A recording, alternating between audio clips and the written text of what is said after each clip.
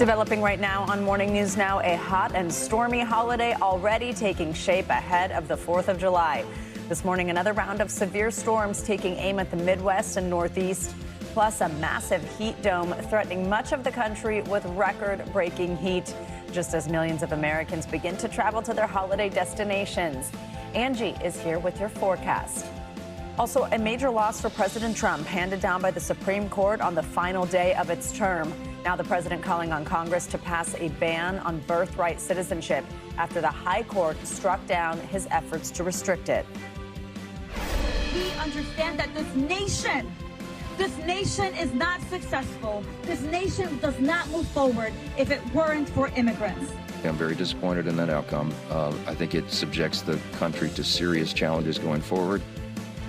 We'll take you to Washington for more on the ruling, the reaction, and what happens next. Then, in network, starting today, millions of people on Medicare now covered for popular weight loss drugs. But there is a catch. Dr. Torres is here to explain. And she's back. Serena Williams made her return to Wimbledon for her first singles match in nearly 4 years. And while it may not have ended the way she hoped, it's not over yet. More on her comeback as we look ahead to her doubles match with her sister, Venus, the two of them together. It's great. And then, of course, the questions will start to percolate about whether the U.S. Open is in their future. There you go. That'd be great for us in New York. Good morning. Good to have you with us. I'm Joe Fryer. And I'm Savannah Sellers. Thank you so much for starting your day with us. We're going to begin this hour with the record-breaking temperatures across the country. You might be feeling them. More than 160 million people are under heat alerts, setting the stage for what could be the hottest 4th of July in a decade. Here in the Northeast, major cities like Boston and New York have already declared heat emergencies. They are scrambling to set up cooling centers to protect people from the brutal summer sun. NBC News meteorologist Andrew Lastman will have your forecast in a moment. But first, NBC's Sam Brock is in New York City with the latest. Sam, good morning. Let's talk about New York City, specifically Mayor Mamdani saying that the heat we're about to see in the next couple of days, which could easily approach triple digits, if not exceed it, is some of the most intense New York has experienced in years. They've opened up somewhere in the neighborhood of 500 cooling centers. Mayor Mamdani says that the New York City Health Department is actually opening its doors, its facilities for the first time as cooling centers. You have somewhere in the neighborhood of 15 cool vans, they're calling it, cooling out on location vans. This is the first time those have been rolled out in New York City as well. So they're trying to tackle this from a number of different angles. Mayor Mamdani also signing an executive order into effect last week to try to protect workers who are exposed outside to the unbearable heat. Philadelphia, another example of an administration right now that's trying to move on the fly. They have shortened their July 4th parade route from 2.5 miles all the way down to 1 mile. That is on account of trying to just reduce exposure as families are out and enjoying the holidays. You also have a situation where across the country, about half the people that live in the United States, roughly 160 million, are under a heat alert. And that comes with the fact that there's wildfires burning across the U.S. The largest one right now has been following is the Cottonwood fire out in Utah. That's at 94,000 acres and starting to get some handle on a containment. It's burned somewhere in the neighborhood of 150 structures. But if you look across the entire country, it's more than 50 fires, nearly 500,000 acres that are burning. And we are just now starting in the fire season. So some pretty alarming statistics there. And I will leave you with one thing from New York City, which is that Central Park, Joe and Savannah, has not recorded a triple-digit temperature since 2012. But it seems extremely likely, if not probable, that streak is going to be snapped later this week. That's the latest here from Manhattan's West Side. Let me send it back to you guys. All right, Sam, thank you. Let's get a closer look at these scorching temps with our Morning News Now weather. And meteorologist Angie Lastman joined us now to just read a lot of high numbers on a map, just city after city after city. On a big red, orange, pink map. A lot of red on the map here going through the next couple of days, guys. You got that right. We've got 160 million people under these heat alerts. This, of course, is how you're going to see this map for the extended period. Unfortunately, from the Gulf Coast to the Great Lakes and out towards the East Coast, a lot of folks included in that. And here's why. You've heard these two words. words, heat dome. That's what's kind of happening. And if you think of it like a pot on a stove, basically all of that heat is trapped under the lid, and we are under the lid. So that is what's happening. All of that hot air is kind of stuck at the surface, and it's going to remain there here for the extended period. On top of that, because of the circulation around this high pressure, we start to drag in some of that Gulf moisture, and it really kind of steers all of that humidity right into parts of the country that are under those heat alerts. So that's the kind of why of what's happening. Here is what we're going to see. 95 degrees today in Louisville, but notice, remember I said that humidity, it's going to feel like 107 degrees there. And this is kind of the story no matter where you look on this map. 100 plus feels like temperatures from Chicago to Kansas City to Little Rock to New Orleans, out towards Columbia, even as far north as Boston, you will feel like 102 at the warmest point of the day today. Of course, telling folks to take those breaks, find the AC, make sure that you're checking on people is going to be the best advice moving forward. But this even goes for tomorrow, even warmer in Louisville, 110 for the feels like there, and Memphis, 101 for Atlanta, New York City, 111 is what it'll feel like, with a high, an actual high of 102 degrees for tomorrow. We'll likely see a whole lot of records broken, daily records, I should say, across much of this region. And even as we get into the weekend, we're going to start to see some relief. I say some because we go from 102 on Friday in New York to 91 on Sunday. That 91 is going to feel a whole lot better. Similar story in Washington, D.C. It's still going to be very summer-like. It's still going to be above normal in a lot of these spots, but we'll at least get below that 100-degree mark for our actual temperatures. And in some spots, we'll see those feels like temperatures come down to the mid-90s as well. New York City, Washington, D.C., you kind of flirt with those triple digits for the heat index by the time Sunday rolls around. 110 is what it'll feel like on Friday. So a lot of heat, a lot of humidity for folks to deal with. And on top of that, we've got some of these thunderstorms that are continuing. We should see these expire here shortly. And then we've got the kind of another round where we could see about 17 million people across parts of the Midwest and the Great Lakes get in on some of those stronger storms. Guys, we know with all this heat and moisture that it is not hard for us to see those afternoon thunderstorm chances, and that's what we're going to see across this region.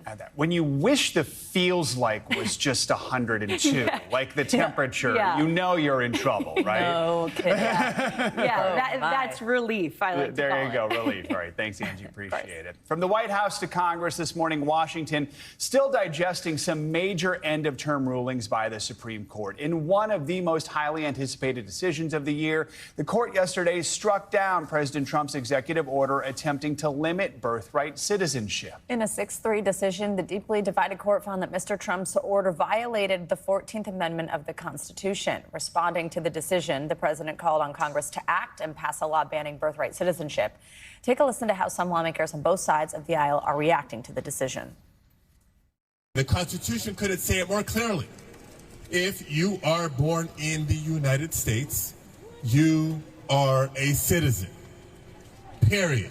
It doesn't get more clear than that. I will say I'm very disappointed in that outcome. I think it subjects the country to serious challenges going forward, and we'll have to deal with it as a Congress.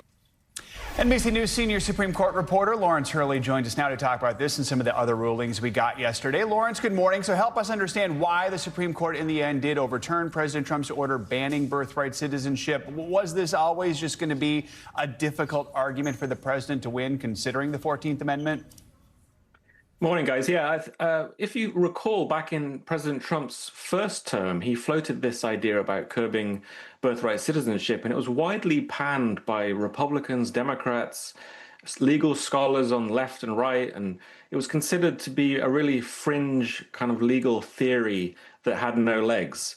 And yet, in yesterday's ruling, it actually got 4 votes on the court that the 14th Amendment does not bar President Trump or the government from trying to limit birthright citizenship. So you can see how, even though he lost this case, there has been a kind of moving of the debate, right, both in scholarly circles and in political circles.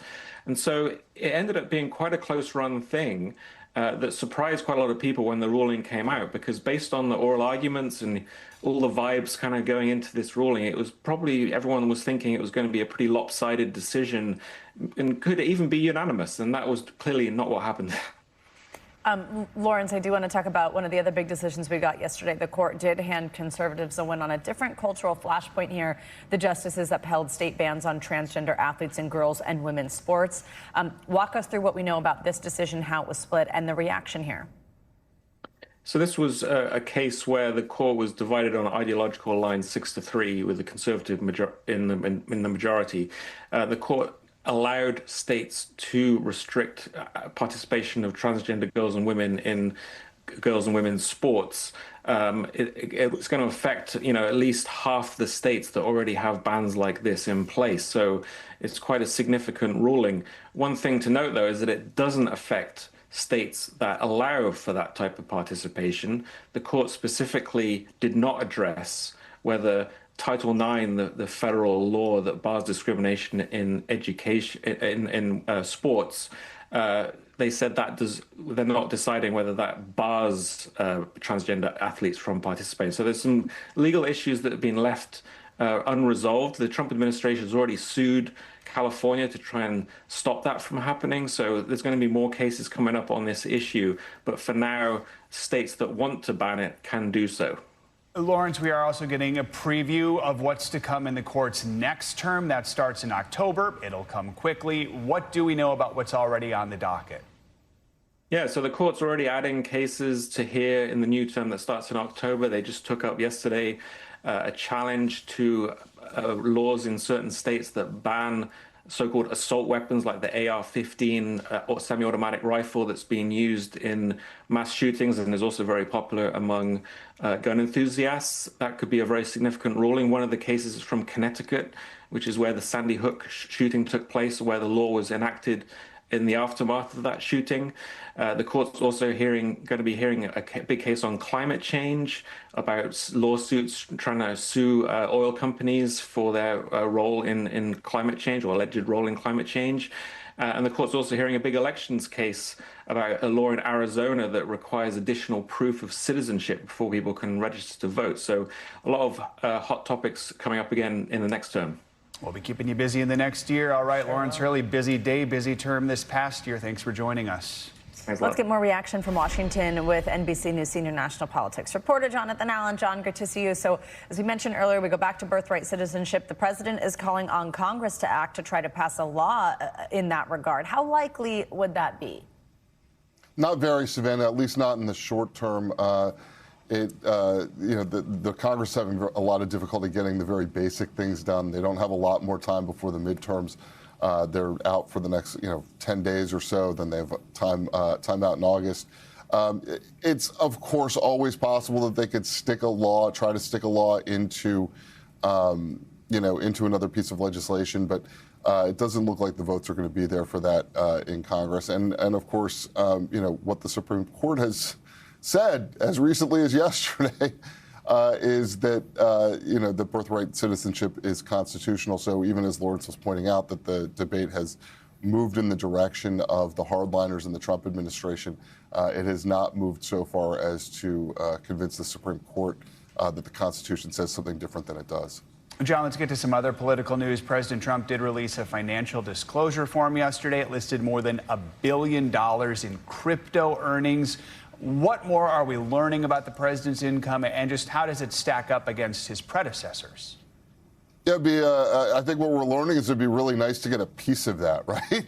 I mean, can I be the agent that gets like 2-3%? Basically, what we've learned about the president's finances is that the White House has been very good to him, that he has increased his wealth significantly, not just through those crypto ventures, but through a variety of other things. And this is something, in talking to experts on the presidency, really we're looking at something that is unprecedented in terms of not only Trump's personal wealth, the level of his personal wealth while he's president, but also his ability to leverage his office, basically the ability to become so much wealthier while he is president, despite having his influence over so many critical public policy decisions.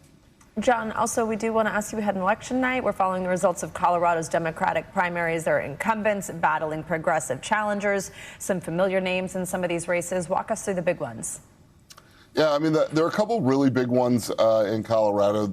Number one, you've got Senator Michael Bennet was running for governor and was defeated in the primary there. He doesn't lose his Senate seat, but I think that'll immediately raise the question. He was beaten by Phil Weiser, who's a state attorney general.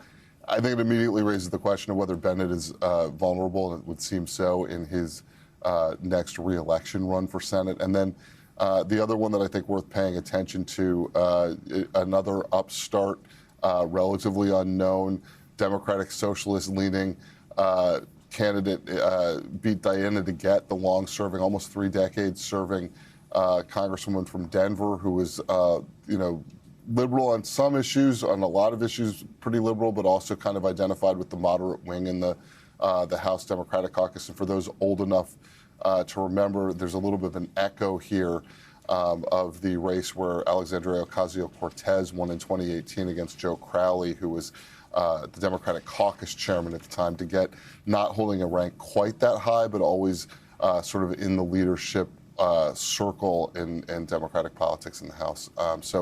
We're watching history repeat itself a little bit, and we're watching really the progressive wing in the Democratic Party rise up in some of these upset elections. All right, John Allen, thank you so much. Staying on politics, New Jersey Republican Congressman Tom Kean made his return to Congress. He was out of the public eye and away from the Capitol for nearly 4 months. Tuesday, in the House chamber, he revealed he was diagnosed with depression. NBC News Chief Capitol Hill correspondent Ryan Nobles has more. Representative Tom Kean returning to Congress after an initially unexplained months-long absence from the public eye, revealing he was treated for depression. It is physical. It is emotional. And until you experience it yourself, it is difficult to fully understand how powerful this illness can be. The doctors recommended that I remain in the hospital to address my illness. The Republican congressman from New Jersey back in the House of Representatives for the first time since March 5th. Today, I stand before you healthier, stronger, and excited to return to the work that I love. During his time away, Kean missed more than 140 votes in the chamber.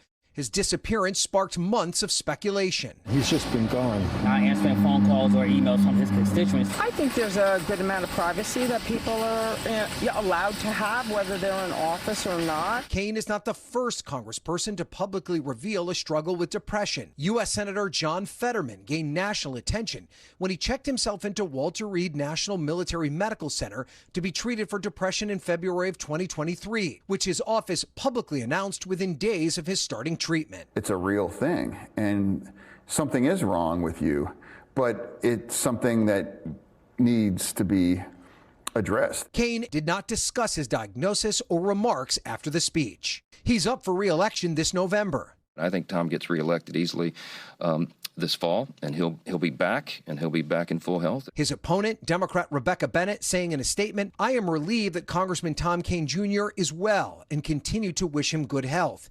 But let's be clear, I got into this race because Tom Kean Jr. was failing our community long before this absence."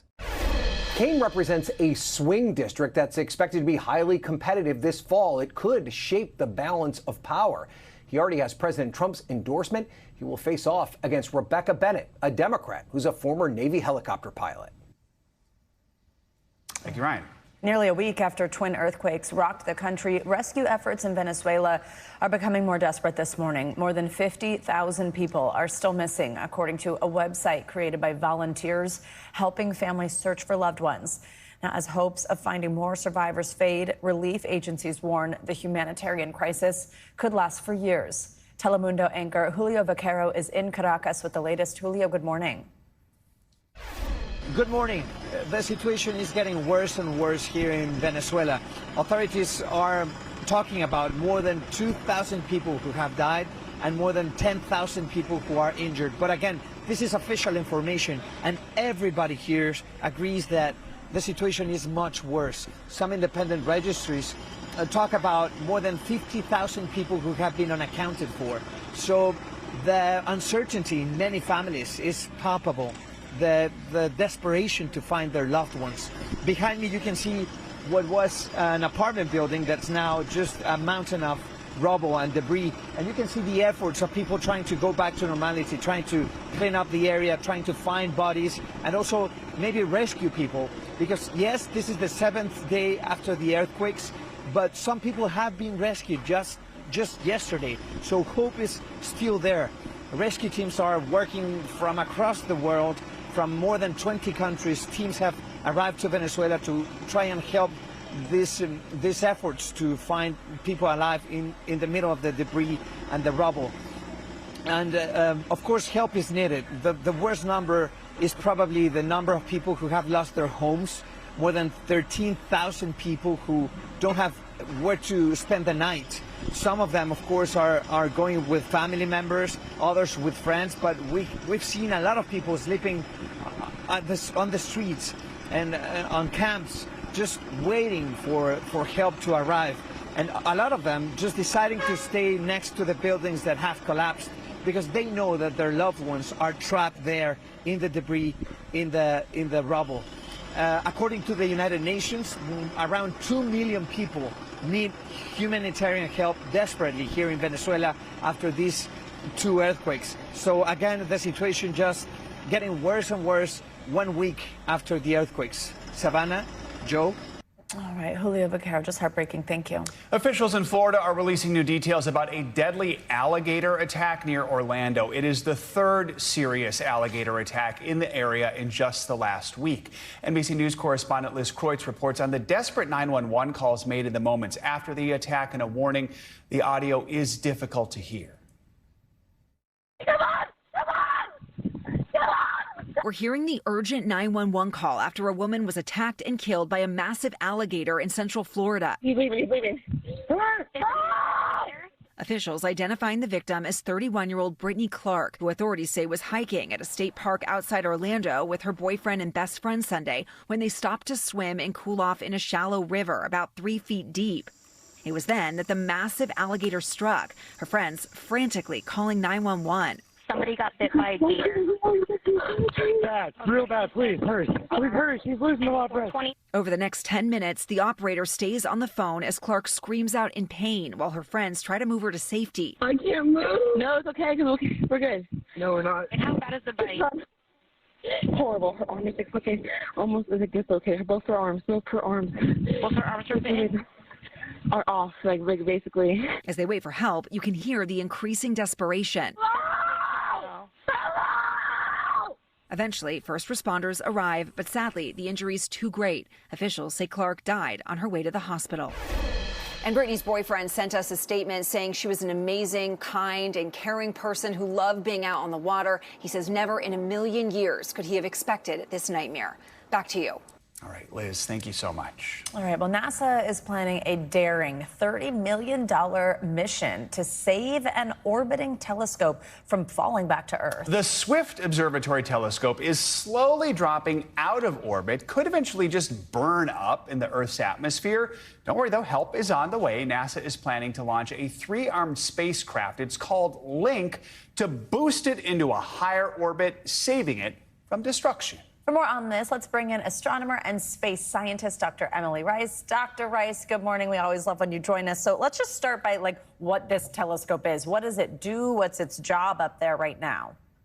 Yeah, Swift is a very, very cool telescope. So it was launched in 2004, and its main objective is detecting and studying gamma ray bursts, which are these still very mysterious explosions. They're some of the most energetic explosions in the entire universe, and they help us understand kind of the very, very early universe, the first stars, and how massive stars explode, how compact objects spiral in and collapse.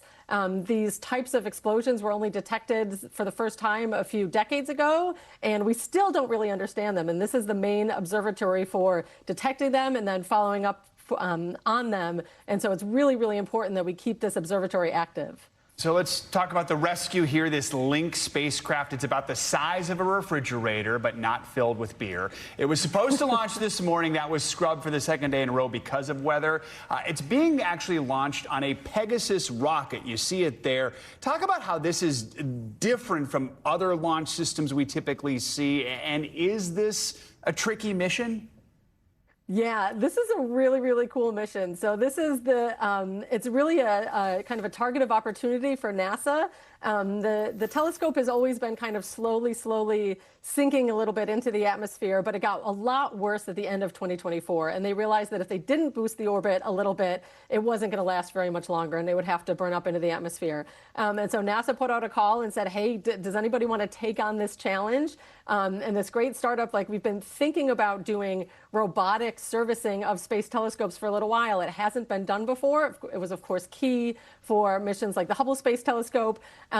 This is going to be really fun because it's not hugely complicated. Like, it's literally just going to get pushed into a slightly higher orbit, but it's the first time that this will be done robotically. It's a lot cheaper to do it from an airplane, and luckily this Pegasus rocket was hanging around, and Northrop Grumman contributed it to the mission. It's going to be really cool to see if this gets pulled off. All right, well, cheaper still means NASA spending $30 million to save this telescope that's more than 2 decades old. Do you think it's worth it? Absolutely. So this mission, on the whole, was hundreds of millions of dollars. It's still got a lot of lifetime left in it. This is the only space telescope that can swiftly detect and move to follow up on these gamma ray bursts. In the grand scheme of things, I think Taylor Swift's wedding is going to cost almost as much as this servicing mission. So, maybe she wants to go on a space honeymoon or something like that. And that, too, will be out of this orbit. All right, so are there any other telescopes, say like the Hubble, that are someday going to maybe need to be rescued, too? Is this a thing? Yeah, hopefully it will be. So we don't really have a way to do it with humans right now, but robotically there's a lot more possibilities, especially for the telescopes that are so much further away. Things like the James Webb Space Telescope that's 1 million miles away. We're not capable of sending humans that far yet. But in the next decade or 2 decades, we could be able to send robotic spacecrafts out there to repair or to refuel these telescopes, and that would make them last a lot longer. That would be really exciting if we can develop this technology and refurbish these missions like that. Dr. Emily Rice, it's so much fun when you're here. Thank you for joining us this morning. That's a cool one. All right, much more to come here on Morning News Now later this hour. Controversy and clashes, anti-immigrant protesters taking to the streets of South Africa as a critical deadline passes there. We're going to bring you the latest. Up first, though, after the break, an urgent manhunt in Monaco. More on the search for the suspect in a bombing at an apartment building. That's next. Welcome back. In overseas news, an urgent manhunt is underway in Monaco and neighboring France for a suspected bomber. 3 people were injured when a package bomb exploded at an apartment building Monday. Now authorities are investigating whether those injured were specific targets. NBC News correspondent Ryan Chandler has the details. An urgent international manhunt after an explosion rocked the exclusive enclave of Monaco. Police in Monaco and France say they believe a suspect left a parcel bomb at this apartment, injuring a man, woman, and child before fleeing into France on foot. The 3 all of Ukrainian descent, according to police, and members of one family. Photos of the scene show the front door blown away, a white tarp covering the blast zone, and blood staining the entrance. The home's upstairs windows appearing blown out. I heard a detonation like I've never heard before, this man says. Monaco's prosecutor says they're investigating the attack not as terrorism, but as a targeted assassination attempt. The Associated Press, citing Monaco's chief prosecutor, reporting a Ukrainian tycoon with ties to Russia was among the injured. The motive of the attack is not known. Monaco's prosecutor says the woman is in critical condition. The man and child are expected to survive. The brazen attack, leaving residents shaken. I moved here for the security, this man says. Authorities in France and Monaco hardening their shared border, vowing a swift capture of the suspected bomber. Ryan Chandler, NBC News. Well, we are also following developing news out of Pakistan. More than a dozen children are dead after a roof collapse at a tutoring center. NBC News international correspondent Claudio Lavanga joins us now to take us around the world in 60 seconds. Claudio, good morning. Joseph, and a good morning. Well, that's right. Authorities in Pakistan say that 14 children have died and 5 others were injured after the roof of a private school collapsed on them near the city of Lahore. Now, according to Agence France Presse, a man who claimed his niece was among the victims said the building was in poor shape and that the roof had been undergoing repairs while the children studied. Authorities opened an investigation and took 2 people into custody as part of the initial inquiry. Let's go to South Africa now, where thousands of people marched in several cities, including Johannesburg, to demand that all undocumented migrants leave the country. Cases of violence and intimidation against migrants, mostly from other African countries, have increased recently, forcing many to leave. The leader of the anti-migrant group that organized the demonstration said they will protest every week for the next 6 months to force the government to, quote, get rid of undocumented migrants. And let's end this tour of the world back here in Italy, where an Etruscan tomb dating back to 340 BC went on permanent display in Rome for the first time. The richly decorated tomb is considered one of the most important surviving pieces of ancient Etruscan art. It was unearthed in 1857 and named after the archaeologist who found it, Francois. The tomb was bought last month by the Italian state after it has been in private hands of a family for generations. Now, guys, I've added it to the list of things that I really want to see once the heat wave has passed and I can leave the house. And according to the weather forecast, that will be in October. You should go now, Claudio. Just tell us how the heat is as well as the tomb. Yeah, It'll you be can great. report on that for us as well. That's very cool. No, You got to get out there. Now I'll go to a catacomb. That is a very cool place. There you go. See, Naturally that makes chilly. sense, actually. Thanks, Claudio. Yeah. This morning, a nation's soccer fans are in eager anticipation as Team USA prepares for their first knockout round match of this FIFA World Cup. The U.S. men's national team is set to take on Bosnia-Herzegovina tonight in the round of 32 in Santa Clara, California. Of course, the U.S. won Group D, but is looking to rebound after losing that last group stage match last week to Turkey. Tonight's kickoff set for 8 p.m. Eastern. You can watch the match in Spanish on Telemundo and Peacock. A win for the U.S. would put them in the round of 16, where they would face the winner of the Belgium-Senegal match. Coming up, a warning from health officials about a startling nationwide spike in drug-resistant infections. Our Dr. Torres is here with what you need to know. He's in our waiting room, except our magazines are up to date. Our weekly That's checkup cute. is next on Morning News Now. We're back now with our weekly medical checkup. Starting today, Medicare enrollees will be able to get those popular GLP-1 weight loss drugs for a much lower price. We're going to talk about how the pilot program works and who's eligible. We also have new insights on how many Americans use social media for health information, and also what you should know about drug-resistant infections spreading across the country. Here to break down these health headlines is NBC News medical contributor Dr. John Torres. Always good to have you here with us. So let's talk about this Medicare coverage for weight loss drugs. Who's eligible? How much is it going to cost? Yeah, my wife would be disappointed if I don't do the dance. Yeah. The dance. Sorry. So for this one, it's actually going to be interesting. Starts today. It's if you have Medicare Part D, which means that you have the drug coverage of Medicare, you can pay $50 copay and you can get those drugs, Wegovy, Zepbound, and Fundeo, which is a pill form of these medications. But you have to do certain things in order to get it, and you have to qualify, which means you either have to have a BMI of 35 and above, or you have to have a BMI of 27 and above with some health conditions. So what are the doctor's orders here? Well, essentially the doctor's orders are find out if you qualify, number one, make sure that you have Medicare Part D and you're eligible physically with medical conditions, schedule an appointment with your doctor because they have to submit a prescription that starts the pre-authorization process, and then you get that pre-authorization. This program goes through December of 2027, and so after that, we're not sure what's going to happen at that point. But $50 for a month's supply, that's a great bargain. Yeah, it's a really low price. Okay, let's talk about the one we keep on teasing here, stubborn drug-resistant infections that are on the rise across the country. That doesn't sound good. Tell us about this. And, we know there's been drug-resistant bacteria that's been going on for decades, and we're trying to fight that. But now there's also these these drug-resistant fungus infections. Canada is the biggest one. It's a rise across the country. You can see there the cases have doubled in the last couple of years. They went from a little under 3,000 to a little over 6,000 cases. Might not sound like much, but this is a very bad infection that hospitalized people get. Once they get it, because their immune systems are suppressed, it's really hard to get rid of. It's called Candida auris. And the thing here is it's becoming drug resistant because of things we are doing as people. So what are doctor's orders here? Well, first and foremost, the things we basically talk about. Wash your hands, especially if you're in a hospital environment and you're visiting a loved one when you leave. Make sure there's somebody who just got out of the hospital or home. They disinfect all the surfaces.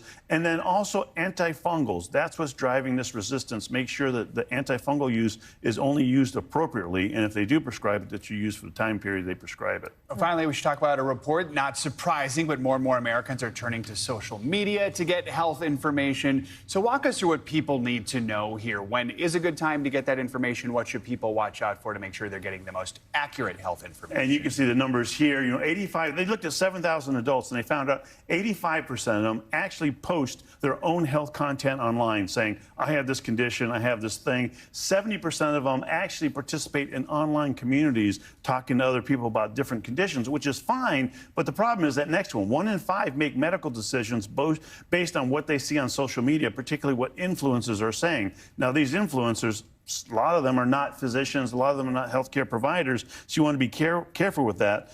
And it's interesting, even though 1 in 5 of them say they do get their health content and they use it, 78% of them say they don't trust it. And so it's kind of one of those dichotomies there. So doctor's orders, what's the main thing? Well, first and foremost, the main thing is, verify the credibility of who you're listening to. Is this somebody that just, is it, I don't want to say an actor, somebody that's in there that doesn't have credentials, that is trying to do this kind of thing. Be skeptical of what you hear.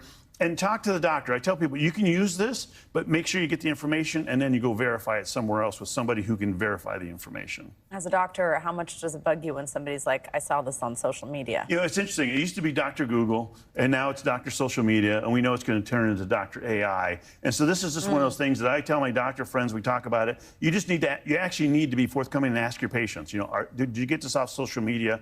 Let's talk about it. Of course, you have 15 minutes, and so there's a lot you have to talk about. A lot to unpack there. Dr. Torres. Good to have you with us. Thank you so much. Coming up, procrastinators, pack your bags. It is not too late to get away for the 4th of July holiday if you know where to look. We're going to get some expert advice before you book. And a meeting of the minds underway in Colorado will take you behind the scenes at this year's Aspen Ideas Festival as some of the best and brightest talk about the latest in health, tech, and everything in between. Stay with us. This is Morning News Now. Welcome back. Right, the 4th of July. I mean, it's basically here. Yeah, we are there. We're here. But if you still don't have your trip booked, don't panic. There are, believe it or not, still deals to be found, from flights to road trips, even as some prices do continue to rise. Here to help us travel smarter, our friend Katie Nastro, spokesperson and travel expert at Going. Katie, great to see you as always. So I actually want to start with this headline here, which is that domestic flights are more expensive this year, but international fares are actually down. What is driving that split? Yes, Savannah, it's a split fare story that continues, and it's no surprise for the 4th. Look, we have so many events going on for America 250 right here at home, so people are looking to take advantage of that right in their own backyard, as well as you have the FIFA World Cup that is definitely moving people or keeping people in certain areas, as there are games that sit sort of on the shoulders of the holiday weekend.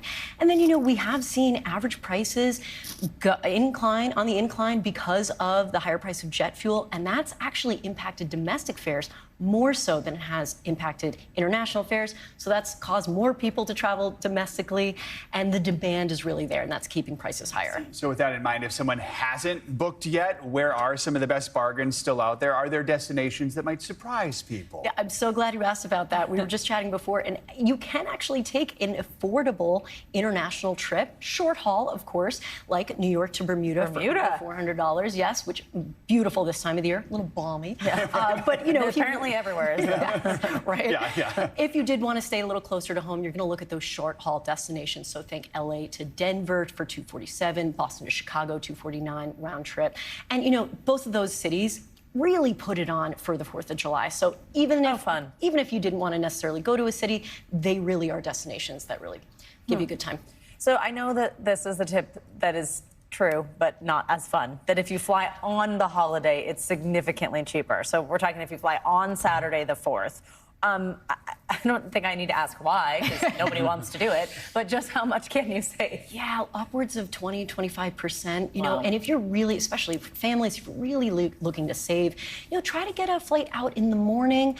Also, you know, disruptions tend to pile up towards the afternoon. So not only do you experience less people in the airport, you have a lower rate of encountering a disruption, you're going to also save. So it's sort of a win-win-win. And as somebody that has traveled the 4th the last few years, guess when I'm traveling this year? Yes. On the 4th. On the 4th, there you go. I've said it before, if you are traveling at night, you do get to see all the fireworks Yeah, as that's you true. go across But the then country it's like, high above. I guess from you're the taking plane. off some days next week because you're not going to get there till Saturday. There is that point. You know? But- You know, most people are So- traveling domestically. Short trip, They're you're coming back on Sunday. Sunday, maybe you work from home on work remote on Monday. Speaking of short trips, if you're skipping the plane, you want to stay closer to home, what are your best tips for saving on any last-minute getaways? Yeah, gosh, I think, you know, if you're not booking anything now for the 4th of July, but you're thinking about, okay, want to get away, you know, look, gas prices have come down roughly 50 cents, since those highs that we saw in the last few months. Taking a short road trip, we've seen staycations trending. So that means just exploring your own backyard, or maybe even going to that town that's on the map you've never been to, but you heard of. This could be a great opportunity to do so, exploring your own backyard for sure. What's your best hack that you think not enough of us are taking advantage of? I love that you asked that. I want people, when they book their main economy ticket, set those price alerts, keep tracking your flights even after you book so you still can save after the fact. How do you do that? What do you do? You set up price alerts on any one of the number of OTAs or GoGo flights, whatever. You get that alert. We have push notifications in the Going app. You call the airline, you ask them to reprice you, not cancel your flight, just reprice you, and you get that back in the form of a And credit. they'll do it. And they will do it as long as you booked a main economy ticket. Huh. Wow. Not those non-refundable, Not a basic whatever. ticket. Yeah, exactly. Okay, that is a hot tip. I would not have thought that they would agree to that. Katie Nastro, thanks for being here. Happy 4th. Happy 4th. Thanks so much. Right now, some of the world's brightest leaders, scholars, and artists are in Colorado for the Aspen Ideas Festival. It's an event that brings together some of the world's most fascinating people to discuss the ideas that will shape tomorrow. Nothing is off the table, from AI to women's health to the future of education. NBC News Daily anchor Kate Snow gives us a look inside. Every year, thousands of people from around the globe descend on Aspen, Colorado for the Aspen Ideas Festival. Oh my gosh, a packed house. Thank you. My week started at Aspen Ideas Health, where the world's most pressing health questions were debated. I sat down with two of the leading experts on menopause, Dr. Sharon Malone. We are shedding the stigma and the shame associated with aging for women. This next generation, they're not embarrassed by it. We are now going to be able to have the conversation about women's health out here, out loud, in public. We talked about changing guidance on hormone replacement therapy and the conversations Dr. Mary Claire Haver says women should be having with their doctors. My job is to let a patient make a decision for herself, right? I lay the cards on the table, we talk about risk benefits, and then my job is not to demand she do something. My job is to let her choose from the buffet. Artificial intelligence took center stage this year, including whether AI large language models can serve as a therapist. Dr. Christine Moutier has concerns. Not that human therapists always get it right, but there is training and empathy on the part of human trained therapists. But Jo Agrawal said she created an AI therapy app in consultation with doctors, and it's filling a need for their users. Most of these people would not have anybody else to turn to. They would not have access to therapy. In several sessions presented by Walton Family Foundation, the intersection of AI and education took center stage. What do kids need right now to thrive in an AI world? One of my young people says all the time, the answers to the problems that we're trying to solve lie at the intersection of wisdom and imagination.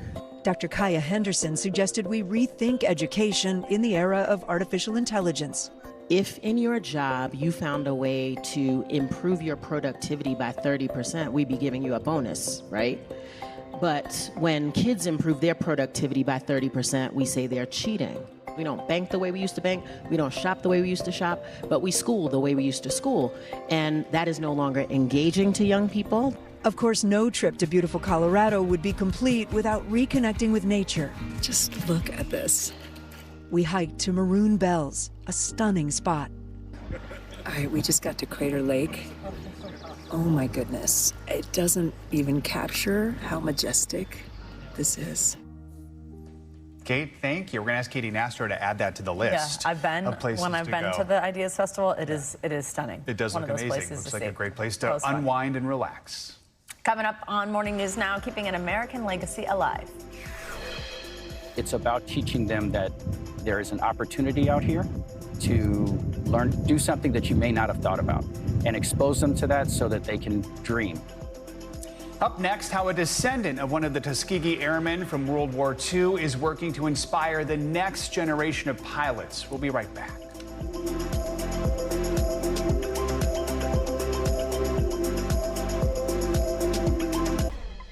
We end this hour with a spotlight on the Tuskegee Airmen. The legendary black fighter pilots from World War II continue to inspire new generations who are keeping their legacy alive. NBC Nightly News anchor Tom Yamas shows us how.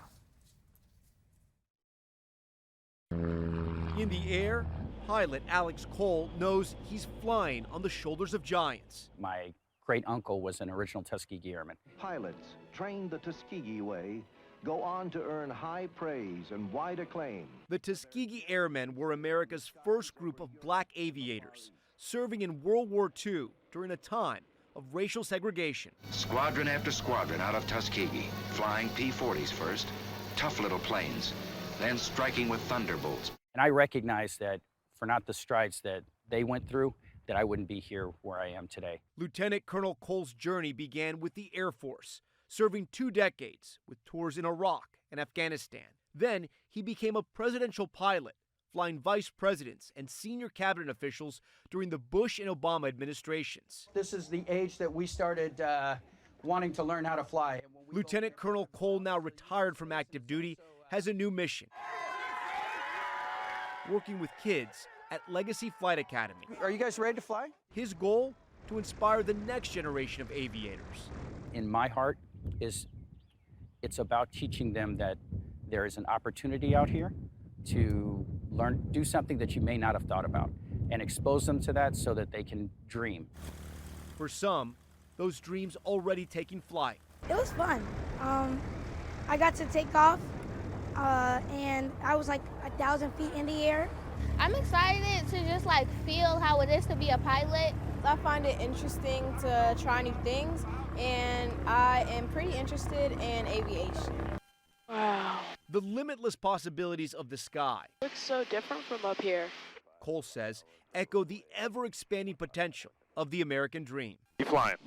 We're in this continuous growth process of learning about who we are as a country, learning about our history, sharing our history, and growing from that point. They didn't know what the future would be, but many hoped they'd get the chance to fly and fight in the air. History, rooted in the legacy of the Tuskegee Airmen, continuing to soar. The main thing I love about America is our diversity. And I love how beautiful our country is. We're a beautiful country and a powerful one that tries to set the standard. We don't always meet it, but our effort is to try to set the standard for the rest of the world. That is going to do it for this hour of Morning News Now. Stay with us, though. The news continues right now.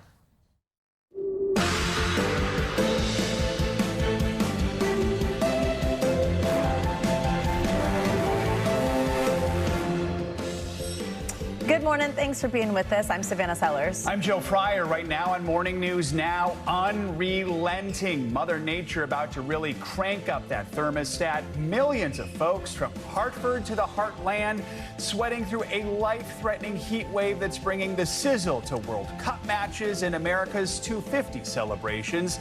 So just how hot might it get where you call home? And when will temps start to back off? Angie's got your full forecast in just a moment. Also this morning, currency controversy in Washington with President Trump and his family at the center of it all. Newly released financial forms revealing the commander-in-chief raked in more than $2 billion while in office last year. More than half of that came from crypto. The White House is defending that dough and the growing outrage on Capitol Hill over the president's profits. Plus, is the pouch better for you than the pack? A new ruling from the FDA finding the maker of those popular Zyn nicotine pouches can now market some products as a safer alternative to cigarettes. But might that open up a dangerous door to addiction, especially in younger adults? Our Dr. John Torres will clear the air. And it is finally time for Team USA's first knockout showdown against Bosnia-Herzegovina. It is set to kick off in just a few hours. We're looking ahead to a whole lot more World Cup action later in the hour. It's going to be a late night for a lot of folks who are staying up, who've caught the World Cup fever and will be watching that one closely. I know, it's exciting. All right, let's start this hour with the heat wave that is impacting most of the country. This morning, more than 160 million Americans are under heat advisories, and it's expected to get even worse as we get closer to the weekend. Temperatures in several cities across the country are set to break records as the mercury pushes into the triple digits. That's a safety concern since big crowds are expected to be at outdoor events like World Cup matches, but then, of course, 4th of July barbecues, those types of things for those America 250 celebrations. NBC News correspondent Sam Brock joins us from Manhattan's West Side this morning with some of the steps being taken to keep people safe. Sam, is it warm out there already? Yeah, Savannah, Joe, good morning. It's gone up a little bit since we've been out here, but look, now is the time to get your run in, guys, because most of the eastern seaboard is going to be smothered under this heat dome starting today. Could last 4 or 5 days through the July 4th holiday. Obviously, that is problematic for a lot of these big cities like New York, Philly, and Boston that are hosting America 250 events. That's why they have declared a heat emergency in those cities, opening, guys, hundreds of cooling centers and in some cases even modifying their July 4th festivities. The combination of heat and humidity can be dangerous, if not deadly. That has cities planning accordingly. Already sweltering conditions are about to crank up. You have to stay hydrated. That is the number one thing. As families balance the heart of summer activities. This is wonderful, and I love that I get to bring my kids here. With the reality that the mercury is still rising rapidly. It goes from kind of fun to be out in to almost unbearable. Like, you really have to take a lot of breaks at that point. Some of the East Coast's largest cities, from Boston to Philly to New York, declaring heat emergencies and activating hundreds of cooling centers. These are extremely dangerous conditions, and they will affect every part of our city. Temperatures set to crack triple digits in many spots. So what would a difference of 10 to 15 degrees make by the end of the week? It's going to be suffocating. Try to plan your commutes well, because I feel like you're most at risk when you're traveling between places instead of in a building. The Midwest also getting hammered, from Detroit to St. Louis. Just pay attention to your body, don't push yourself because it can get dangerous. And with soccer matches galore and America 250 right around the corner, the heat is expected to stick around for days. The extreme conditions shutting down some 4th of July festivities in Norristown, Pennsylvania, and shortening the Philadelphia parade route by more than half. While out west, numerous blazes have erupted across multiple states, hellacious heat impacting Americans from one corner of the country to the other. Joe, Savannah, in addition to some 500 cooling centers that are going to be opened here in New York City, they are also unveiling Cool Vans. That is an acronym. It stands for Cooling Outreach on Location. It's basically like mobile AC units that are going to be roving around New York City. So kind of an interesting approach there. It should also be noted that the last time Central Park recorded triple-digit temperatures, 2012. So it's been 14 years. That is a streak that is likely to be snapped in the next couple of days. Joe, Savannah, back to you. Oh, all right, Sam, get cool. Thanks so much. Let's get a closer look at those sizzling sky-high temperatures now with your Morning News Now weather. Angie Lassman's with us with a bright red map. Hey, Angie. And a whole lot of red dots on it. You guys just heard Sam talking about how we potentially could be looking at record-breaking temperatures across much of the Northeast. And look at all of these locations that, as we get through Saturday, could break those daily record high temperatures. New York, Philadelphia, Washington, D.C., Raleigh, Columbus, Lansing, Toledo, Cleveland. I could go on, and we likely will see a whole lot of folks seeing those records be broken. Here's where we're expecting the temperatures to land today. Detroit, you'll flirt with that record high with a high of 98 degrees on tap. We've got 97 in Trenton today. We've got 100 degrees in Sterling. Elkins ending up into those low 90s. Cincinnati into the mid 90s. And we get even warmer for tomorrow. Here's a look at your record high potentials. Roanoke likely to break a record with 101. We've got Richmond at 100 degrees. Washington, D.C. headed to 103. That would break tomorrow's record high that is currently in place place at this hour. And even New York City, as we get into tomorrow, 102 degrees for Hartford, for Philadelphia, you'll likely see a record. So I sound like a broken record saying all of this, but that's the kind of lay of the land of what we're going to see, at least for the short term. We potentially could also see multiple 100-degree days in a row. And when we look back through history and see how many 100-plus days in a row we've had in each of these cities, we're coming in at about 3 in a row for New York City. So if on Saturday we end up breaking that 100-degree mark, we'll, of course, tie that. We've got Washington, D.C. You've had about 4 100-degree days in a row in history. You'll definitely see 3 at least. We'll potentially see this kind of same kind of record setting for Boston. So a whole lot to talk about when it comes to the heat. But one other kind of effect that happens with that heat dome is that we see some of these kind of thunderstorms with all the moisture and instability and heat kind of fueling some thunderstorms right along that ridge as we get into the next couple of days. And today, here's where we're specifically watching it. Across parts of the Midwest and the Great Lakes, you'll see Minneapolis, Green Bay, already seeing some of those thunderstorms kind of ramping up on the northern side of that. We'll see the wind gusts, the hail, and even a couple of tornadoes possible where we've got that brighter orange shading. That's an enhanced risk. Green Bay is included in that into portions of northern Michigan. That's the area we're most concerned for those stronger storms here as the day goes on. Big picture look, though, as we fast forward into 4th of July for the firework forecast, we do have a whole lot of good conditions for our friends across the West. Clear skies expected, Los Angeles, San Francisco. It'll be hot and muggy across parts of the Southeast, and we will see a couple of showers across parts of the Great Lakes. So we'll be watching that in places like Minneapolis and Omaha for any interruption for our fireworks shows, guys. Oh, I like that map every year. Thanks for telling us, Angie. See you in a little bit. All right, in Washington, the White House is absorbing yesterday's major rulings handed down by the Supreme Court. President Trump is calling on Congress to pass a law ending birthright citizenship after the court overturned his executive order to limit it. Now, despite that loss, the court handed the president victories in other hot-button political issues. NBC News senior legal correspondent Laura Jarrett has been following all of it. Laura, good morning. Hey there, good morning to you. The Supreme Court closing out its final day of the term with a dramatic conclusion, issuing a series of sweeping rulings with significant political, economic, and social ramifications. This morning, the Trump administration searching for a path forward after a blistering defeat at the U.S. Supreme Court. Vice President J.D. Vance responding to the court's historic 6-3 ruling, rejecting President Trump's effort to limit birthright citizenship, guaranteed under the 14th Amendment to nearly everyone born on U.S. soil. We have to be even more aware of who's coming into our country to make sure that they're not benefiting from this atrocious Supreme Court ruling. Mr. Trump campaigned on ending birthright citizenship and sought to ban it on day one of his second term. This was not meant for Chinese billionaires to have their children become citizens of our country. This was meant for the babies of slaves. But Chief Justice John Roberts, writing for the majority, that the framers of the Constitution extended the promise of the 14th Amendment to every freeborn person in this land, adding, "We keep that promise." Still, the president now calling on Congress to act.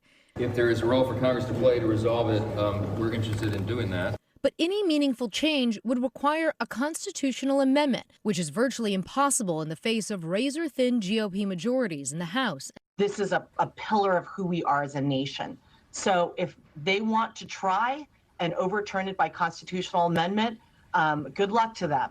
But the High Court handed conservatives a win on a different cultural flashpoint, upholding state laws that bar transgender athletes from joining girls' sports teams, prompting praise from some who say such laws even the playing field. Our bodies are different, our sports reflect that, and every female athlete knows that this is true. But advocates for transgender rights called the court's decision devastating. These cases haven't really been about sports. They've been about using sports as a vehicle to drive transgender people out of public life more generally.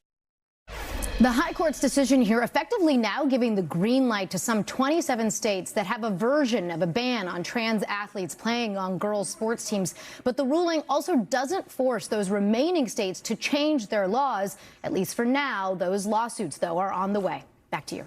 All right, Laura, thank you. For more on the court's ruling on transgender athletes in girls and women's sports, let's bring in Karen Lowy. She is the Director of Constitutional Law Practice at Lambda Legal. It is an organization that focuses on cases impacting the LGBTQ+ community. She's one of the attorneys representing Becky Pepper Jackson, the plaintiff in the West Virginia case, one of the two states here.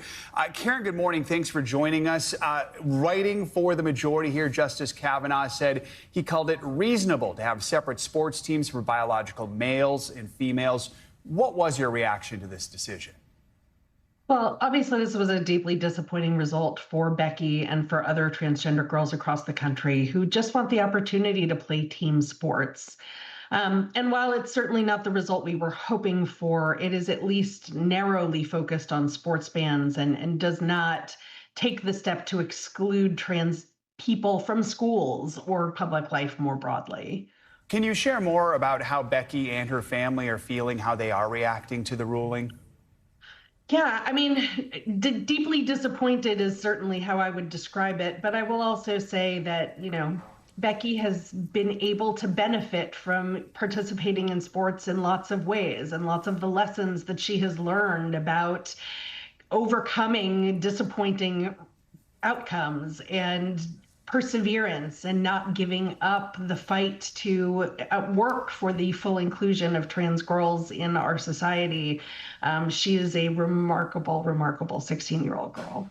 Another part of the decision that made headlines, Justice Kavanaugh wrote that for trans girls and women, quote, their desire to compete warrants respect, adding they should not be ostracized or vilified. What went through your mind when you read that part of the decision?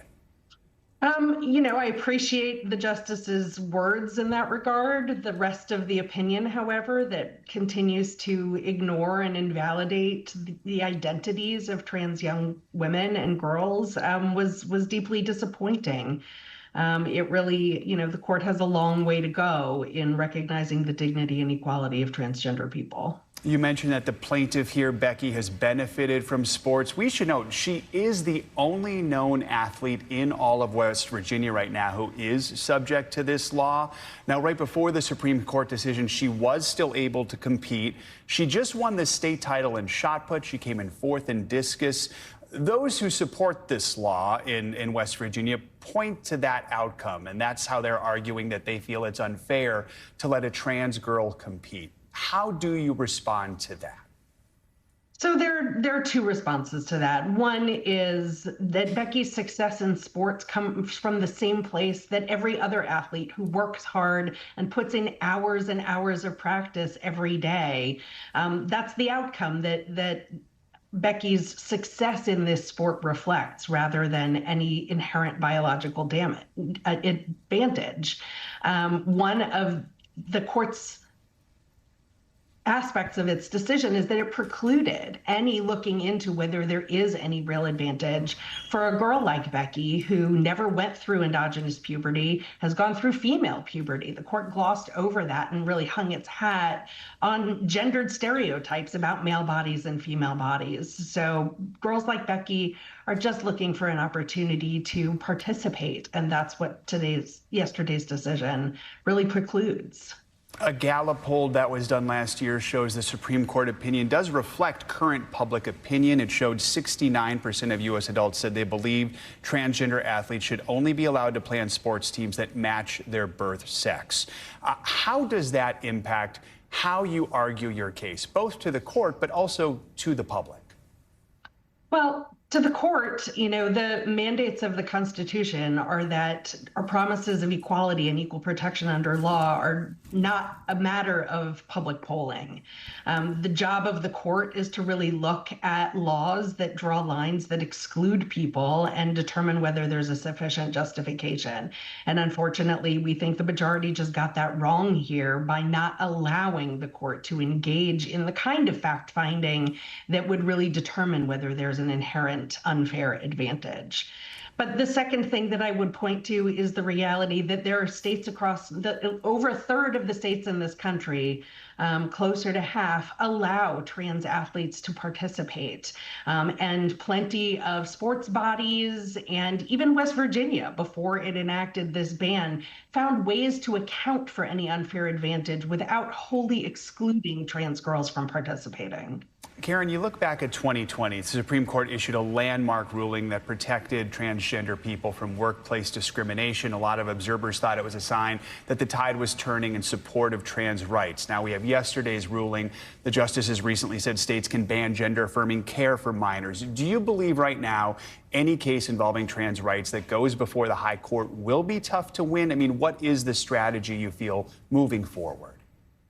Well, I mean, certainly going into this case, we knew the odds were long for a victory. But, pointing back to the Bostock opinion, as you did in 2020, I think that is actually a better predictor of the direction that the law is going to move. What we've seen in both the Scrimeti case affecting healthcare and this case are that the court is not greenlighting discrimination against LGBTQ people writ large, is instead issuing narrow opinions, assessing the specific contexts in which the discrimination arises. And so I think, while really disappointing yesterday, again, it was a very narrow opinion really focused on sports, and that the overall move as this country learns about the realities and the dignity and equality of transgender people in their lives, the more that the momentum will move in the other direction towards full inclusion rather than exclusion.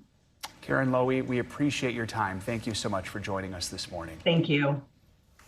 Well, we're learning more details this morning about President Trump's financial disclosures. They're revealing the president's huge earnings during the first year of his second term in office, with most of it, $1.4 billion alone, coming from cryptocurrency. NBC News senior White House correspondent Gabe Gutierrez joins us with the details. Gabe, good morning. Hi, Savannah. Good morning. This is a dramatic departure from previous presidents. President Trump's total income last year was more than 3 times what he earned the previous year, in large part because of an industry his administration has loosened restrictions on. This morning, there is growing scrutiny over President Trump's skyrocketing income while in office. Nearly 1,000 pages of newly released financial disclosure forms reveal the president earned $2.2 billion in total income in 2025, $1.4 billion of which came from crypto and meme coin-related businesses. That includes more than $588 million from sales by World Liberty Financial, a crypto firm whose co-founders include the president and his sons. Those massive profits coming as the Trump administration loosened restrictions on the rapidly growing industry during his second term. Democrats are seizing on the disclosure, with Senator Elizabeth Warren on social media overnight urging the Senate to pass legislation to stop the president and his family from continuing to profit off crypto. Once a crypto skeptic. Do you ever dabble in Bitcoin or cryptos? I don't. I like the currency of the United States. I think it's, I think the others are potentially a disaster waiting to happen. Trump embraced it during the 2024 campaign. The United States will be the crypto capital of the planet. The White House insists the president's actions are not a conflict of interest and that they've been in the best interest of the American people. The Trump Organization telling NBC News the breadth and depth of this filing further underscores our commitment to transparency. Still, past presidents have taken pains to avoid even the appearance of conflicts of interest, many placing their assets in blind trusts. The Trump Organization has said his assets are managed by third-party financial institutions with trades executed through automated technology.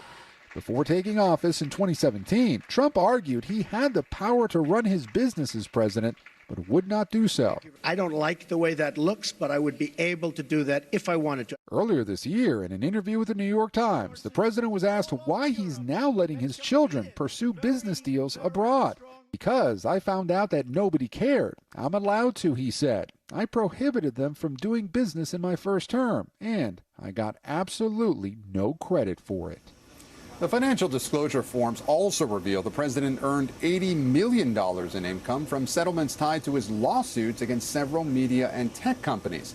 The report was more than 900 pages long, while former President Obama's final one was 8, and former President Biden's was 11, Savannah. All right, Gabe, thank you. Well, there's more to come on this hour of Morning News Now, including why the FDA is giving the maker of those popular Zyn nicotine pouches the green light to market them as a safer alternative to cigarettes. First, though, after the break, Team USA's knockout round showdown against Bosnia-Herzegovina now just hours away. We got a preview of all of today's World Cup action next. For more on LeBron's future, let's bring in friend of the show, Baker Machado. He is the host of Front Office Sports Today. Good to have you with us. So he could have stayed in L.A. He chose not to. Yep. What more do we know about his decision? And what? I mean, Kaylee pretty much hit it on the head. Right now, he has no timetable of when he's going to make a decision. ESPN's Rowena Shelburne said he's going to take his time in what decision he's going to be making. But all signs right now are pointing to the Golden State Warriors and him teaming up potentially with Steph Curry. It would probably be one of the oldest teams you'll ever see. LeBron James would be 42 entering this next season. Steph Curry would be 39.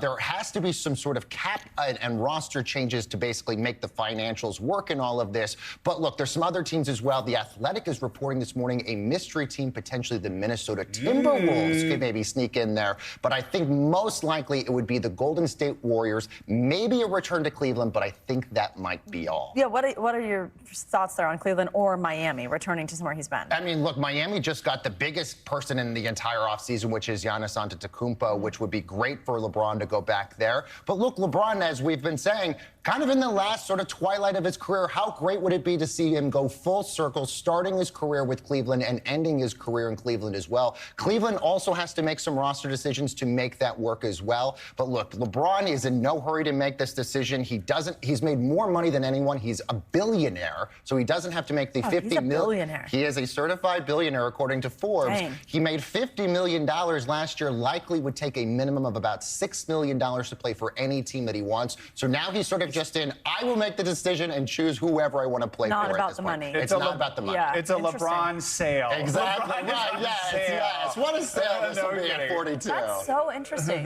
Yes. Along with his son, you know, he played with his son Bronny. They were the first father-son duo to ever do that. So Bronny now gets to stay with the Lakers. Is there a chance they play? I mean, since LeBron's never going to retire, could they end up playing again together at some point? It's possible. Look, and you're correct. Bronny's contract got picked up on Monday for $2.3 million to stay with the Lakers. Now, that doesn't mean he ends up staying with the Lakers at the start of the season, but at least the Lakers own the rights to his contract, which means he could be traded to maybe Miami or Cleveland or Golden State or wherever LeBron might be. But at least the dad leaves one team, the son stays with one team.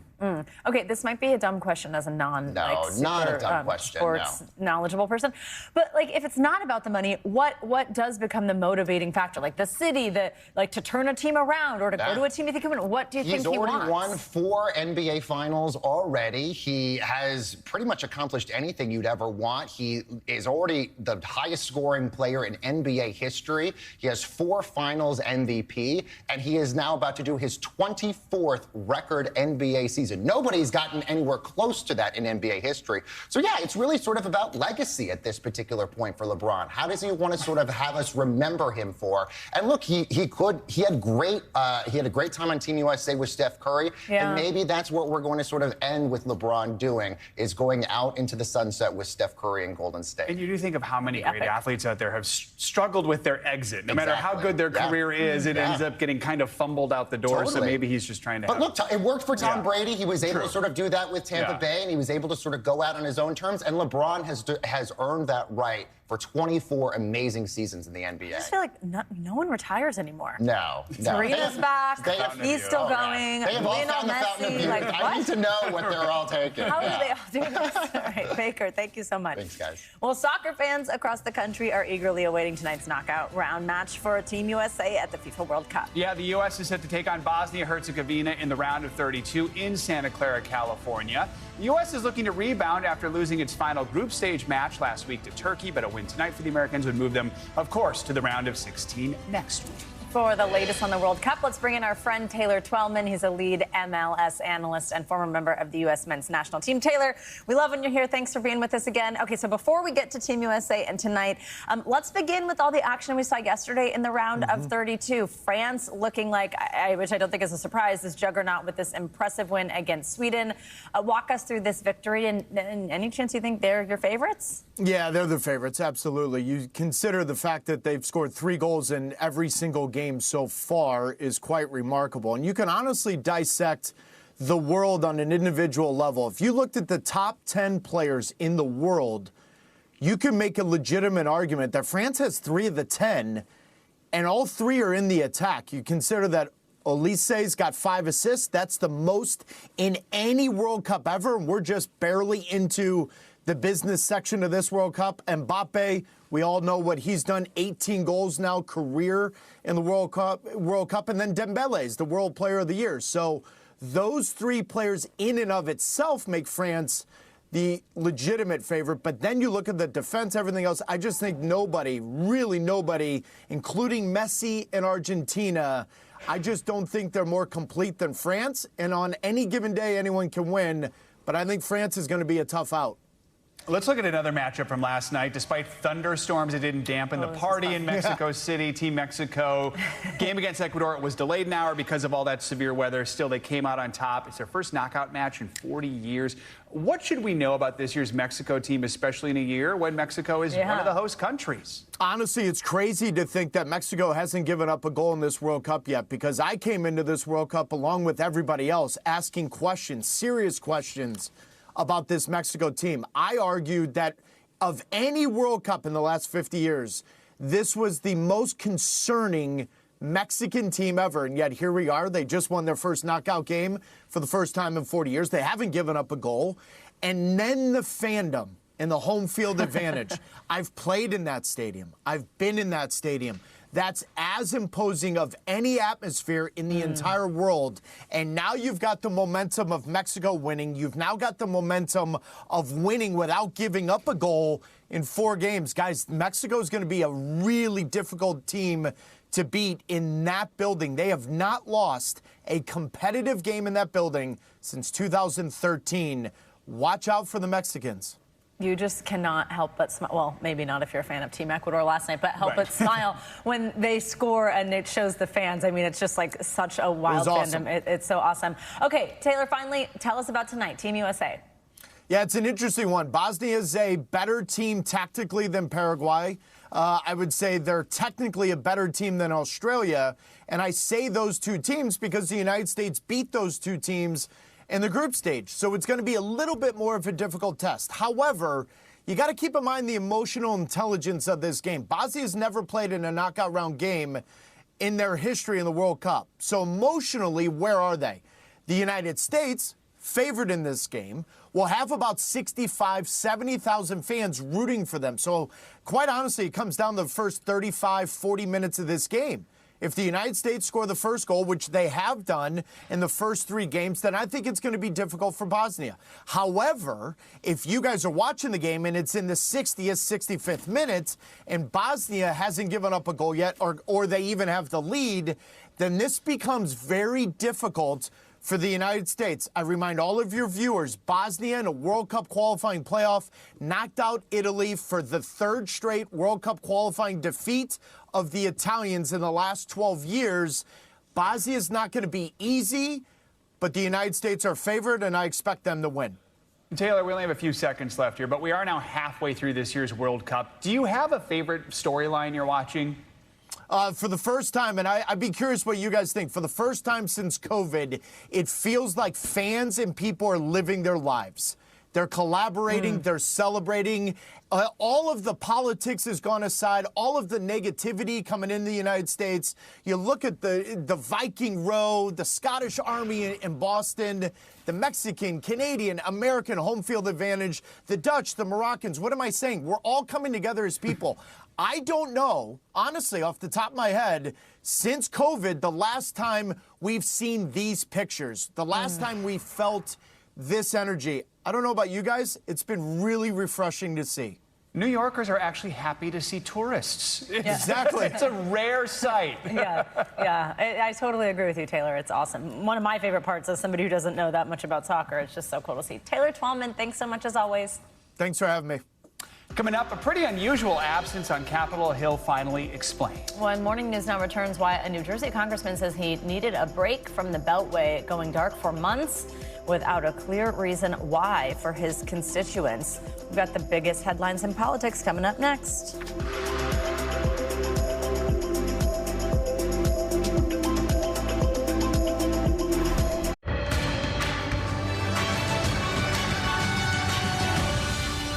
We're back now with a closer look at what's making news in the world of politics this morning, starting with a major upset in Colorado's 1st District Democratic primary. NBC News senior White House correspondent Gabe Gutierrez joins us now with more. Hey, Gabe, good morning. Hi there, Savannah and Joe. Good morning. We start with that closely watched primary election in Colorado. The state's Attorney General Phil Weiser has won the Democratic primary for governor, upsetting Senator Michael Bennet. NBC News projects that in the House primary, Democratic Socialist Milad Quiros toppled longtime Congresswoman Diana DeGette in Colorado's 1st District. It is the latest victory for the insurgent left wing of the party over an entrenched incumbent this year, and it all comes 1 week after 3 New York City Democrats won their primaries. Also, as we've reported, there were several consequential decisions from the Supreme Court yesterday, but in addition to rulings on birthright citizenship and transgender athletes, another decision struck down longtime campaign finance rules. They've been challenged by Vice President J.D. Vance and placed limits on how much a national political party committee can spend in coordination with individual candidates. In a 6-3 ruling authored by conservative Justice Brett Kavanaugh, the court found that the restrictions violate free speech rights under the Constitution's First Amendment. The Democratic National Committee called the ruling, quote, a win for billionaire donors and special interests. Plus, a mystery that had consumed Washington is over. New Jersey Republican Congressman Tom Keene returned to Capitol Hill yesterday, revealing that he was treated for depression during his 4-month absence, where he'd missed more than 140 votes. He got a warm welcome in the chamber, but some colleagues questioned if he should have revealed his diagnosis sooner. Keene did not answer questions from reporters, but in a floor speech, he described himself as a private person by nature and said it took him a while to understand fully his condition. He faces a Democratic challenger in this November's election. Also, Savannah and Joe, in just a few minutes, President Trump heading to North Dakota in a new Air Force One, that controversial gift from the Qataris. He's set to head to North Dakota to tour the newly built Theodore Roosevelt Presidential Library. Back to you. All right. Gabe, thank you so much. Thanks, Gabe. Well, now to a story of second chances. A unique sewing program in Maryland is giving women behind bars the skills and confidence to start over while crafting symbols of freedom. Reporter Tommy Clark from our NBC affiliate in Baltimore has a closer look. We actually see every fabric piece by piece. For 2 years, Shavella Crenshaw has been cutting, stitching, and sewing flags. Her workshop isn't your typical factory floor.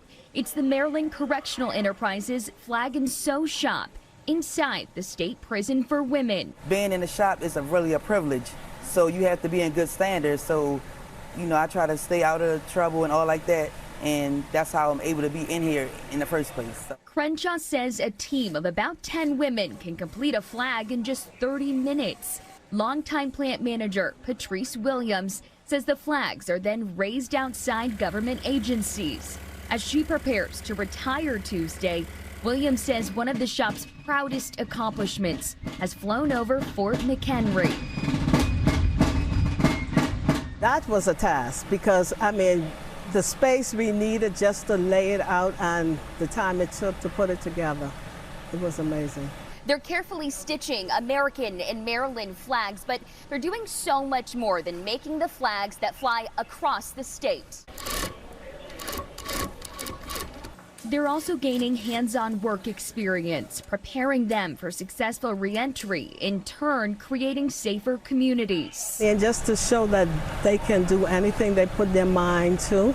State officials say programs like this help reduce repeat offenses. Maryland's return to prison rate is 15% lower than the national average, with just 12% of people released in 2022 returning to prison after a new conviction. I look at to see what the stitch is. I say that's ours. It just gives me a sense of accomplishment that these ladies really did something worthwhile, and they can be proud of what they do here. America's symbol of freedom, made by women working toward a second chance. It's exciting. It's exciting just to know that maybe the president or someone like that will see our flag. So I really enjoy doing it. It's an honor. Like it's you can't even understand. It's really an honor. Oh, wow, our thanks to Tommy Clark for that report. That was awesome. Coming up, are those popular nicotine pouches any safer than cigarettes? According to the FDA, the maker of Zyn can now say just that in ads. So what's behind that decision? Could it possibly set younger Americans up for addiction? The doctor is in next. We are back now with a major announcement from the FDA about the most popular brand of nicotine pouches. They're called Zyn. The agency is now allowing the maker to say that 20 of its products put users at a lower risk of mouth cancer, heart disease, stroke, and several other serious health conditions compared with continuing to smoke cigarettes. But health experts stress that safer doesn't mean safe. It's also important to note these products are not FDA approved to help people quit smoking. To help us understand what this decision means, we're joined by NBC News medical contributor Dr. John Torres. Dr. Torres, always great to see you. Good morning. So let's just start with, what does safer actually mean according to the FDA? Yeah, and that's something that people really don't know. FDA probably doesn't understand either. And you brought up a good point. This, because it's safer, doesn't mean it's safe. And what they are saying essentially is, yes, you can start labeling it saying that it is safer than cigarettes, which most experts will agree that is the case. It is safer than cigarettes because of all the consequences of cigarettes.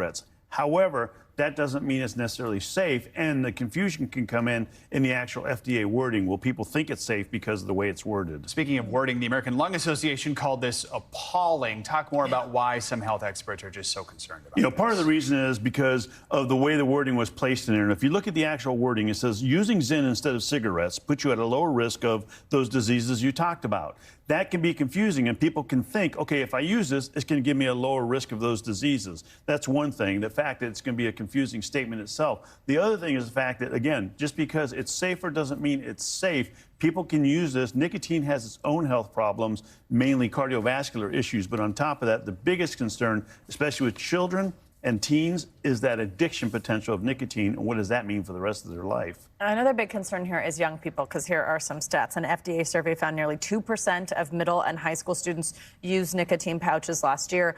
About 1 in 6 of those students said they use them every day. So I think that's a concern, right, is that it's like introducing people who weren't smoking in the first place, and they're now consuming nicotine in that way. What should parents know about something like this, especially with a headline like this one? And I think the biggest thing to understand is a couple things. Number one, nicotine is a very, very addictive substance. If you look at people, when they smoke, they get addicted to nicotine. And that nicotine, because of that, makes smoking very hard to break. Well, this is going to happen here as well. When you look at a cigarette, cigarette has 6 to 10 milligrams of nicotine in it. However, you only absorb actually about 1 milligram. These have 3 to 6 milligrams. So you have 3 to 6 times the amount of nicotine in one pouch. And you saw there, people use multiple pouches throughout the day. Kids, adolescents, teens, and even young adults up to about age 24, your brain is starting to wire a permanent wiring system. If nicotine's involved in that, it's going to create this dependency. It's going to create this addiction. Wow. It's going to be very hard to break for the rest of their life. As we mentioned, these products are not approved to help people quit smoking. What are they intended for? And that's what a lot of people are trying to figure out, because originally they thought, okay, maybe this will help with some kind of smoking cessation. They're not approved for that. They show they sort of might work for it, but not really as well as people would like. And so are they used just for people to get the high off of it, the buzz you can get from nicotine? Is it because of a popularity? It's a fad. And so, again, it's one of those things that's out there. You want to be very careful, especially with young people using these, because it can cause lifelong issues. Such important information, really, for parents to have a conversation with their kids. Dr. Torres, thank you so much. You bet. Now to a story about one of Hollywood's most popular actors. Danny Glover has been a staple in film and television for 4 decades. Movies like Lethal Weapon and The Color Purple have left an indelible mark on the film industry. Well, now in a Today Show exclusive, Glover sat down with NBC's Lester Holt. He is speaking out for the first time about an illness he's been facing. Hey, Lester, good morning.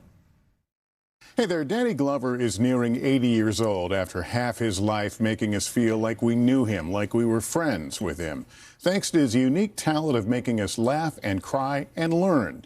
But now his life has taken a turn that he never expected. He's been facing Alzheimer's disease and wants to help others by sharing his story. I'm too old for this. Danny Glover is a bona fide Hollywood icon with nearly 200 acting roles in film and television. I don't want to kill you, and you don't want to be dead. But after nearly 40 years in the limelight, at 79 years of age, he's now facing a life challenge he never expected. I've been diagnosed for Alzheimer's, slowing his movement, his speech, and memories. Glover invited us into his home to speak about his life, his legacy, and diagnosis. Thanks for having us over. I want to look at some of these things on your award case. What was the Oscar for? It didn't look like I was going to win one. So I mean, it's my body of work, basically. Glover was awarded an honorary Oscar in 2022, not long after he was diagnosed with Alzheimer's. And even though he is still active, attending events and engaging with his community, the disease is taking its toll. You dealing with this Alzheimer's thing? Well, I could live with it in a sense.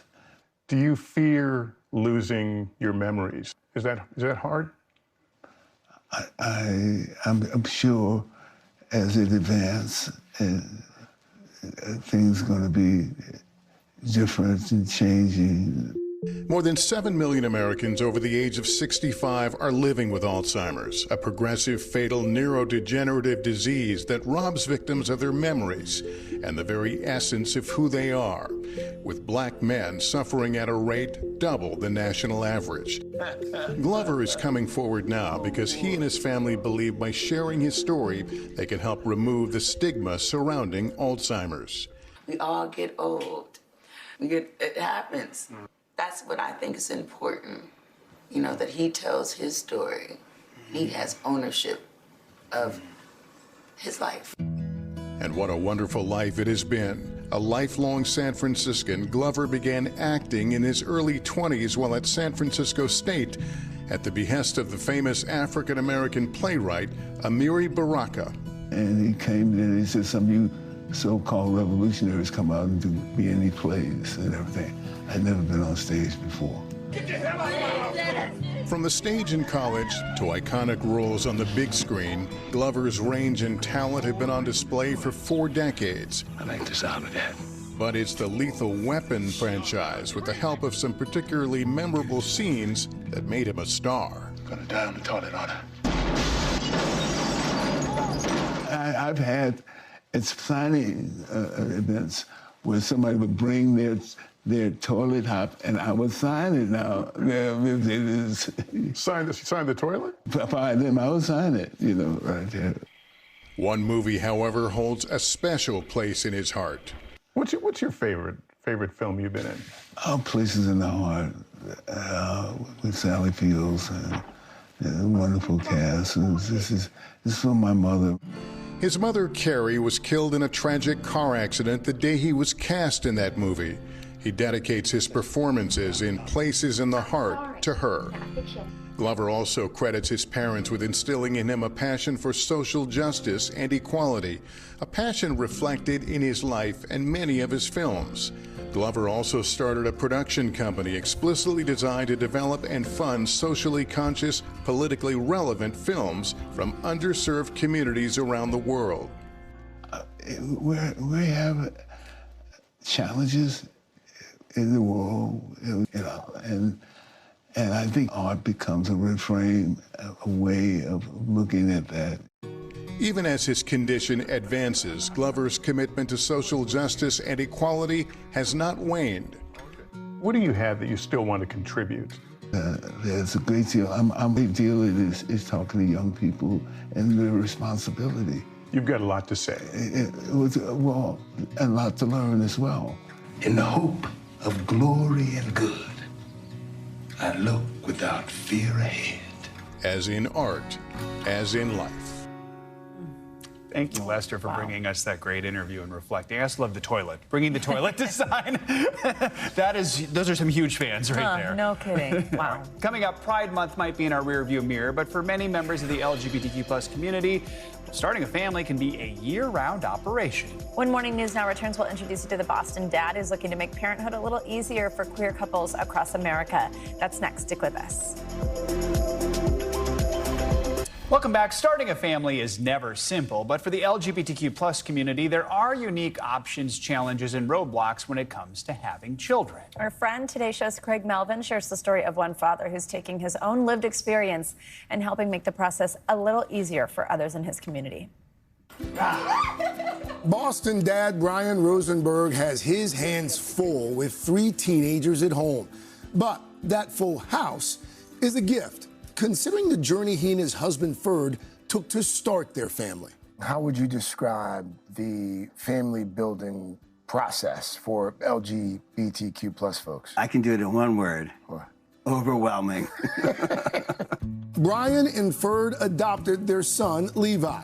And then, just 17 months later, their twins Ella and Sadie were born via a surrogate. But it was not an easy road. We go into meetings with an adoption agency or an adoption attorney or surrogacy agency. And I remember always walking out of every single meeting feeling like I had more questions coming out of them than I did going into it. And I remember thinking back then, I wish there was someplace we could go to for help. So in 2014, Brian launched Gays with Kids, a platform focused on telling the stories of dads and their families. Over the years, we've shared, hundreds and hundreds, well into 1,000 stories. So we inspired people, but then we left them thinking, so how do I do it? And that realization is what led me to create what is now called GWK Academy. The Academy is a not-for-profit information hub, educating the LGBTQ community on how to start a family. With detailed guides, video explainers, and one-on-one coaching. We also expanded our services to support family building for the entire LGBTQ+ community. And we just finished all of our content for queer women and for trans fertility pathways. Why was it so important to make sure that the services provided were free? Family building is one of the biggest things you'll do in your life. And I don't want anyone not to come because they think they can't afford it. Brian has personally helped hundreds across the country, like husbands Aaron Schulman and Horacio Romero Castillo. When you're going through this journey, everyone wants something from you. Everyone wants either like tons of paperwork or tons of money. And we felt like Brian was really the only source that we could genuinely call for just baseline feedback or advice. The couple was deep into the adoption process before learning the child's birth parents had a change of heart. We would call him and be like, okay, Brian, here's where we're at now. This didn't work out. He's really willing to hop on a Zoom call with you and just, okay, what happened? How are you feeling? Are you okay? We don't have many friends who have to go through this experience to start their families. So as much as people can empathize and listen, Brian was someone who understood. It almost sounds like he was sort of like part mentor, part therapist. All of the above. All of the above. With Brian's support, Aaron and Horacio welcomed their daughter Lila via surrogacy last year. She's just so beautiful and has brought so much light into our lives. It doesn't matter how little sleep you get, it's all worth it because she's there in the morning, bright and early, there to smile at you. I would imagine it's also got to be pretty cool from time to time getting a phone call from someone. It's like, hey, Brian, we got the baby. We got the baby. Oh my God. And you helped us get the baby. I cry every time. That's the best thing in the world. Thanks to Craig for shining a light on something that's helping so many families. By the way, Aaron and Horacio say that little Lila could become a big sister someday. They're now pursuing growing their own family. Oh my gosh, what a great story. We wish them the best. Thanks, That's going to do it for this hour of Morning News Now. Stay with us, though. The news continues right now. We thank you for watching, and remember, stay updated on breaking news and top stories on the NBC News app or watch live on our YouTube channel.